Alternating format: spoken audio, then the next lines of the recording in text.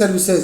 हम LIC mutual fund के नए इन्फो को डिस्कस करेंगे जो कि मैन्युफैक्चरिंग सेक्टर में उन्होंने नया इन्फो लॉन्च किया है। बहुत लोगों को लगता है कि सिर्फ LIC इंश्योरेंस कंपनी है, उसका म्यूचुअल फंड से कोई लेना देना नहीं है। नहीं, LIC एक म्यूचुअल फंड कंपनी भी है। LIC के खुद के म्यूचुअल फंड है जिसमें से एक ये मैन्युफैक्चरिंग फंड करके नया इन्फो लॉन्च किया है। इससे पहले इस इन्फो को डिस्कस करें, मैंने एक पर्सनल बजट प्लानिंग नोटबुक बनाई है जिसकी कॉस्ट मैंने 250 रुपीज़ रखी है विद डिलीवरी चार्जेज। आप इसमें बहुत सारी चीज़ें मैनेज कर सकते हो। इंपॉर्टेंट कॉन्टैक्ट लिस्ट लिख सकते हो, डोनेशन लिख सकते हो, टैक्स डिडक्शन लिख सकते हो, रिटायरमेंट सेविंग कितनी है, इस टाइप की सारी चीज़ें मैनेज कर सकते हो। ऑर्डर देने के लिए आप मुझे 7768061080 पे कांटेक्ट कर सकते हैं। बात करते हैं LIC के मैन्युफैक्चरिंग फंड के इन्फो के। तो मैन्युफैक्चरिंग फंड का जो भी इन्फो होता है उन्हीं कंपनियों में निवेश करता है जो कि डायरेक्टली इंगेज रहती है मैन्युफैक्चरिंग सेक्टर से रिलेटेड। मतलब कुछ ना कुछ वो बनाती ही रहनी चाहिए, ऐसी कंपनियों में ये आपके पैसे को निवेश करती है। ओपन एंडेड सेक्टर फंड है, ग्रोथ IDCW ऑप्शन अवेलेबल है।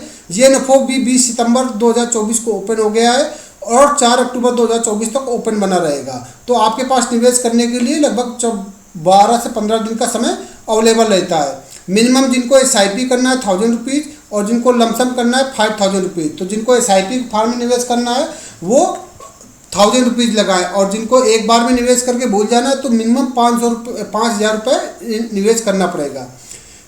एग्जिट लोड 1% रहेगा अगर आप 90 दिन से पहले पैसे को रिडीम करते हो, जिसमें से 12% यूनिट लोड फ्री रहेंगे। बाकी आपके जो 88% यूनिट है उनमें आपको 1% का एग्जिट लोड देना पड़ेगा। तो कोशिश करिए, आप अगर इस पैसे में इस फंड में निवेश कर रहे हो तो कम से कम आपको 90 दिन तो निवेश रखना ही है आपके पैसों को। बेंचमार्क रहेगा Nifty India manufacturing total return index. Very high risk category का फंड रहेगा, उन सारे इन्वेस्टर के लिए सुटेबल रहेगा जो 7 साल के लिए अपना पैसा निवेश करना चाहते हैं और एक्स्ट्रा डाइवर्सिफिकेशन देखना चाहते हैं। तो अगर आपके पास 7 साल का समय है तो आप इस फंड को कंसीडर कर सकते हैं। कंपनी कौन कौन सी होती है मैन्युफैक्चरिंग से रिलेटेड? तो ये आपके L&T हो गया, मारुति सुजुकी हो गया, अल्ट्राटेक हो गया, सन फार्मा हो गया, Reliance industry, siemens, Cummins India और भी बहुत सारी कंपनी है, हीरो होंडा हो गया। जो भी कुछ मैन्युफैक्चर करता है वो सारी इसी सेक्टर में लाई कर जाती हैं। सिमिलर मैन्युफैक्चरिंग फंड के रिटर्न की बात करते हैं तो बैंक ऑफ इंडिया के मैन्युफैक्चरिंग फंड ने एक साल में 63% का रिटर्न दिया है। आदित्य बिरला सनलाइट के मैन्युफैक्चरिंग फंड ने एक साल में 53% का रिटर्न दिया है। कोटक मैन्युफैक्चरिंग फंड ने एक साल में 50% रिटर्न दिया है। ICICI मैन्युफैक्चरिंग फंड ने 67% रिटर्न दिया है और 7 साल में आप देख रहे हो 12% से ज़्यादा रिटर्न जनरेट कर रहे हैं। तो जो म्यूचुअल फंड 7 साल या 5 साल में आपको 12% से ज़्यादा रिटर्न दे रहे हैं वो आपके लिए बहुत अच्छा है।